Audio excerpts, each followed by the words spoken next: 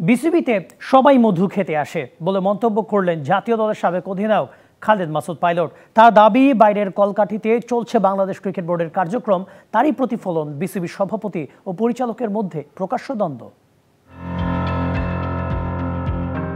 দেশ বদলেছে বাংলাদেশের ক্রিকেট বোর্ডও। সেই বদলের 5 মাসও হয়নি এখনো প্রকাশ্যে অভ্যন্তরীণ দ্বন্দ্ব, তাও আবার পরিবর্তিত প্রেক্ষাপটে বিসিবিকে নতুন করে সাজানোর দায়িত্ব পাওয়া দুজনের মধ্যে সেই দ্বন্দ্ব প্রশ্ন তুলে দিয়েছে অনেক কিছুর। দায়িত্ব নেওয়ার পর অনেক কিছু করার স্বপ্ন দেখিয়েছিলেন ফারুক আহমেদ ও নাজমুল আবেদিন ফাহিম, কিন্তু 4 মাস পার হয়ে গেলেও দৃশ্যমান পরিবর্তনের দেখা নেই। তাই তো প্রশ্ন উঠেছে, বর্তমান কমিটি কি স্বাধীনভাবে কাজ করতে পারছে?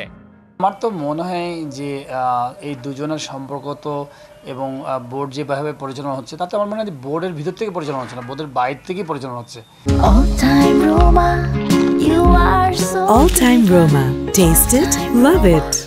আপনি যদি বোর্ডের অ্যাক্টিভিটিস যদি দেখেন, আমার কাছে মনে হয় যে যেভাবে বিভিন্ন রকম মানুষকে আমি শুনছি যে ইনারা কাজ করছেন, আমার মনে হয় না যে ইনারা দুজন খুব ফ্রি, একদম নিজেদের মানুষ মানে মনের মধ্যে থেকে কাজ করছে।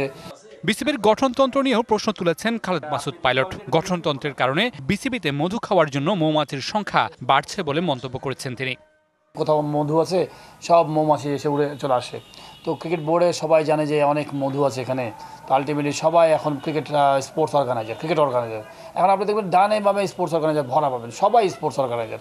প্রত্যেকটা ফেডারেশনেই এই গঠনতন্ত্রটা চেঞ্জ করা উচিত, যার জন্যই খারাপ মৌমাছিগুলো চলে আসছে। গঠনতন্ত্র খারাপ বলেই আপনারা ধরেন মৌমাছিগুলো খারাপ মৌমাছি, বিকজ গঠনতন্ত্র টাকা দিয়ে আসা যায়।